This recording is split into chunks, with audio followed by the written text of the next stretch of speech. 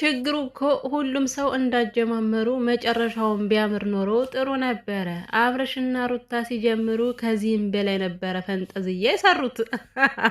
ነገር ግን እንደዛ ያሁሉ መሆን ያሁሉ ማበድ፣ ይኸው ዛሬ አብርሽ ሩታ በየፊናቸው ነው ተለያይተው ቁጭ አሉ።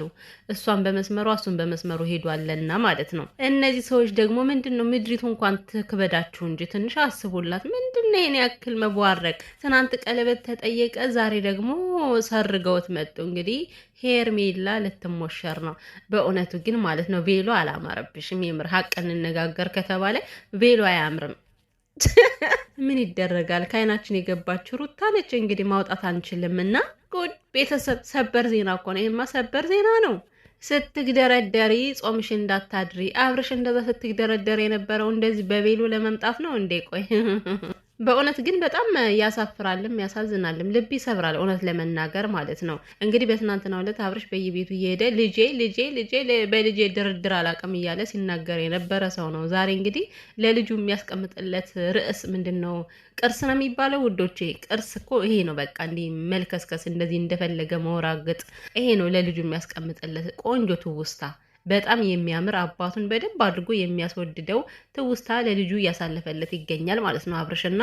አብርሽ ግን ምን አይነት ሰው ነህ? የምሬን እኮ ነው ማለት ምን አይነት ሰው ነህ? ቢያንስ ሩታን ተዋት፣ በቃ ተፋታችኋል። እሺ ምንም ችግር የለም። አሁን ስለ ሩታ አናወራም ማለት ነው።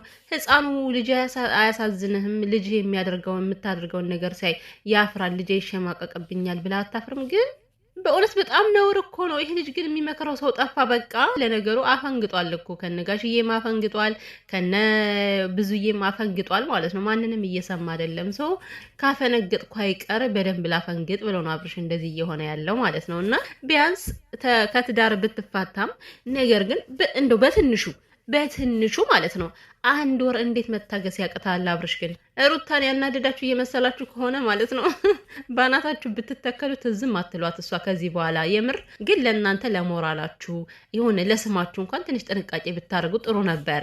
ሩታ በቃ ማለት ስላላለቀሰች አለቃቅሳ ስላላዩት ምናምን እነሱ ጦዙ በቃ በንዴት ማለት ነው። ለምን አላስነቀስናትም ብለው እናንተ እንደሆነ እናቴ ያብዳችኋል። መቼም የአብርሃምና የሳራ ይሁንላችሁ አንልም። ያው መጨረሻው ዙሮ መፋለስ ስለሆነ ማለት ነው።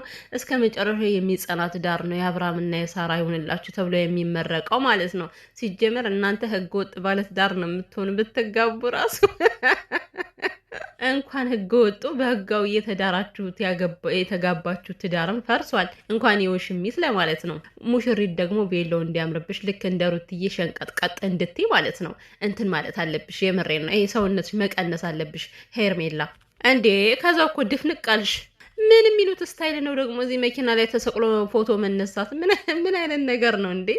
በእናንተ ቤት አዲስ ፋሽን ማሳየታችሁ ነው። ፋራ ሲበዛ አሪፍ ይናፍቃል አሉ። ሲጀመር ይሄ ከላይ ወተሽቼሽ የምትይበት መኪና የሩታ እንደሆነ አትዘንጊ። የሩታ እኮ ምንም ነገር ከሱ አልፈልግም ብላ ሀብቷን ሁሉ ጥላ ነው የወጣችሁ። ይሄን መኪና መመለስ አለባችሁ። ስለሷ ሀብታም አይደለሽ? ውሽሚት መግዛት አለብሽ መኪና። በራስሽ መኪና ተሞሸሪ። ኦ ማይ እኔ ይሄ አብርሽ የሚባል ሰው ግን አብዶ ሊያሳብደ